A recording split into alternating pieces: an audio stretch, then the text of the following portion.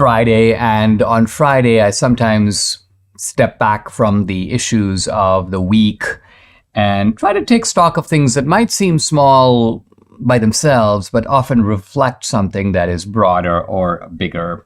And I spotted this story that refers to Claremont Graduate University. This is a prestigious graduate school in Claremont, California, so in Orange County, the Orange County area.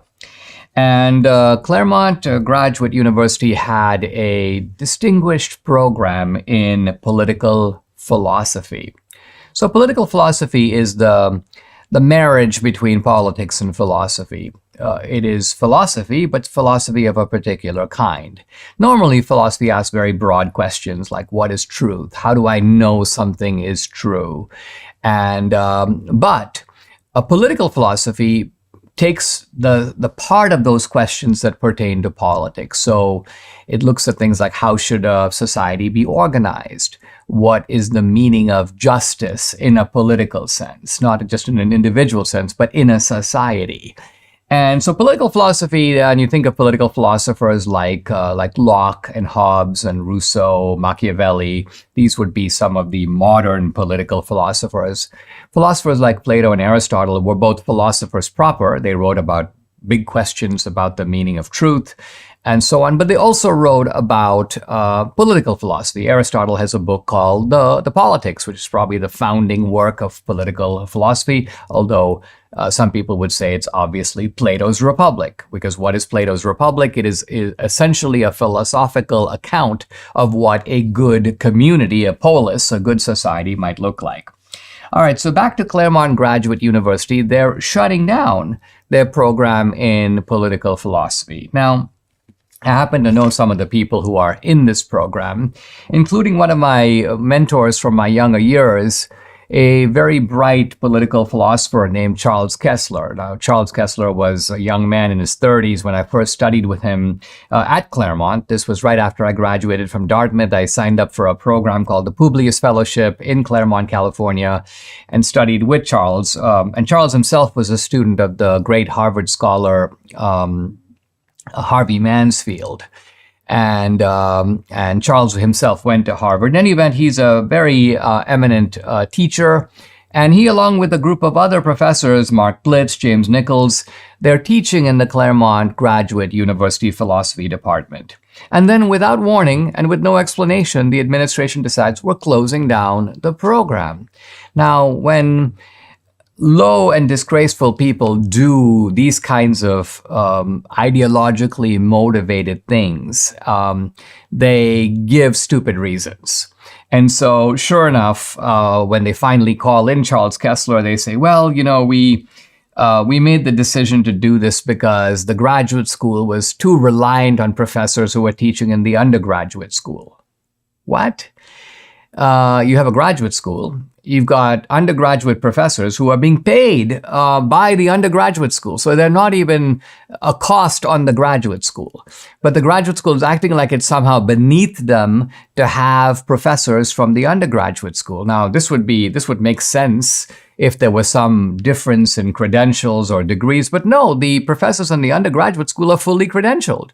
They have PhDs. They've got publication records. In fact, these scholars are quite eminent in their field. So they're perfectly competent and capable, and they've been doing it. And they've been producing the Claremont Graduate University had one of the top political philosophy departments, small, but nevertheless prestigious and distinguished.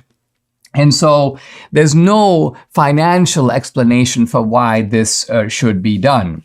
And the second thing is it was done kind of precipitously. And by that, I mean they shut down the department and the students who are in it are sort of stranded, because it's not as if normally when you shut down a department or you shut down a university, you're like, listen, I'm going to shut it down in 2 years because I'm going to make sure that all the students who are in the program now can all graduate. I won't admit new students. So Claremont Graduate University had stopped admitting new students 2 years ago, and the professors were sort of like, what's going on here? But now, boom, they're like, you know what? We don't really care about the students who are here now. We're just going to shut this down. And the reason of it, I think, is You're tempted to say it is political in the narrow sense, which is to say, oh gee, a couple of these professors might be Republicans, one might even be a Trump supporter, so let's eradicate them from academia. It's actually not quite as crude as that. As Professor Nichols, who's one of the guys who was involved in this, says, quote, they don't believe in political philosophy or the kind of approach we take. They think it's old-fashioned, unscientific, not on the cutting edge. So political philosophy in its foundational sense was about asking basic questions about how society should be organized. And that's the approach taken right here at Claremont. But apparently the deans think, well, that's not really cool. What's cool is to talk about things like equity, about the queer theory approach to organizing a society. So that is the sort of cutting edge. And if you're not going to be on the cutting edge, well, we don't want to have anything to do with you at all. And what this means is that political philosophy in its original or classic sense, asking fundamental questions about human nature and the kind of society in which human nature flourishes best, suddenly have no place at Claremont Graduate University. Vladimir Putin calls the US dollar's drop in dominance subjective and irreversible as Brazil, Russia, India, China, South Africa formally agreed to use local currencies in trade instead of the US dollar. It's the first shoe to fall. Now, as demand for the dollar weakens, the buying power of the dollar weakens.